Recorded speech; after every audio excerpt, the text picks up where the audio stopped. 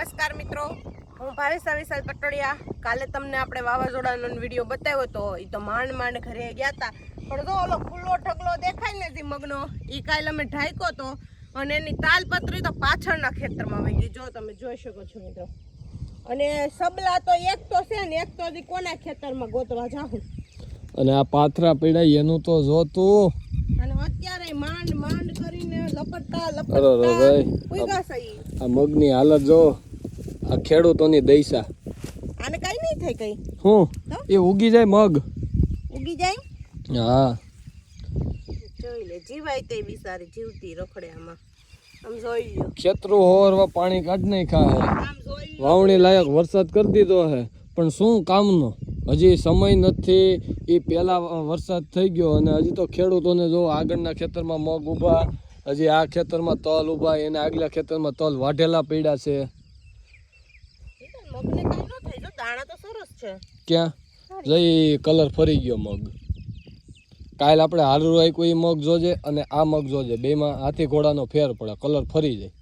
તો આ અલગ રખાય, આ અલગ જ રાખવા પડે. અને આમાંથી હજી શીંગું તમારે નીકળે તો નીકળે. હજી આનું થોડુંક નક્કી છે. હજી તો આ કાલ 24 તારીખની આગાહી હતી ને 23 તારીખે થાયબડો.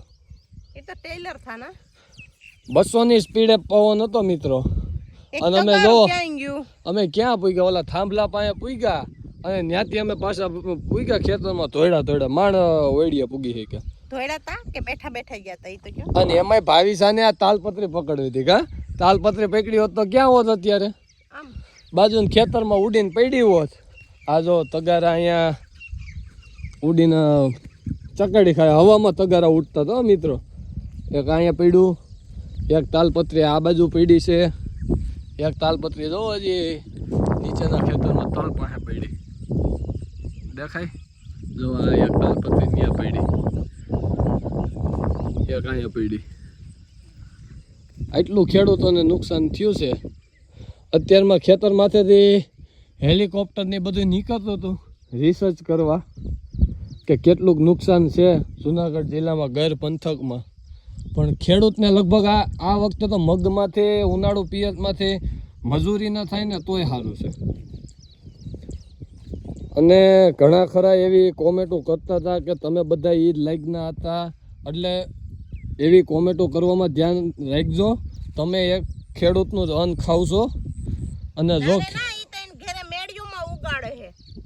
ખેડૂત અનાજ વાવતો બંધ થઈ જાય ને તો તમે બધા હેરાન થઈ જાવ. તમે ને હું વાળીએ વિડીયો બનાવવા સ્પેશિયલ ન થતા, કામ હોતે કરવી છે. કાળા તડકાની મહેનત કરવી ને ત્યારે આ અનાજ ઉત્પન્ન થાય. એમણે એશિયમ બેઠા બેઠા નથી થતું. અને તમને બધાને એમ હોય કે અમે હોટલમાં ખાઈ લેવું, તો હોટલમાં અન્ન ખેડૂત જ પૂરું પાડે છે. એટલે ખેડૂત વિશે તો કોઈએ શબ્દ ખરાબ કોમેન્ટ કરવી જ નહીં, કારણ કે ખેડૂત એક જગતનો તાજ છે. એ ખેડૂતને પૂછજો, પણ ખેડૂત એટલો દયાળુ હોય ને, રોય નથી શકતો. આટલું પલરે તો રોય નથી શકતો. એ તો કુદરતને એમ જ કહે કે ધણીનું ધાર્યું થાય. ના પાછા તો કે તમે તો રીલું બનાવીને કમાઈ લેવો. અમે તો ગમે એમ જ કમાઈ લેવું. અમારી ઉપાધિ કરવામાં અમે બીજા બધા ખેડૂતની ઉપાધિ કરીશી. અને આ મગ હતા તો એ કઈ અમારે એમાં મળવાનું નહોતું, તોય અમે મહેનત કરતા હતા, કેમ કે ખેડૂતનું હતું. ઓકે, કે આ ખેડૂતને મગ થાય તો 1-2 કિલો મગ અમને આપશે તો અમે અમારા ઘરે શાક બનાવીને ખાવું, નકર હું ખાવું. ભલે એ પૈસા દઈને લેવા, પણ એ હોય એની પાસે તો આપણને આપે. પલળેલા મગ જો કલર ફરી ગયો, પીળો અને લીલો મિક્સ થઈ ગયો કલર.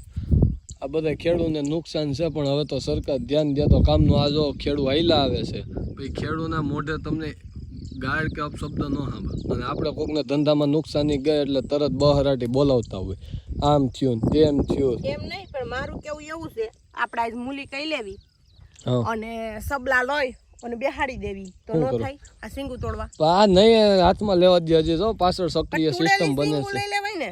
અરે પણ પાછળ સિસ્ટમ જો ને તૈયાર થઈ ગઈ. જો આ એટલું જો આ અંધાર પડ રહ્યો ને, એ ક્યારે આવે એનું નક્કી જ ન હોય.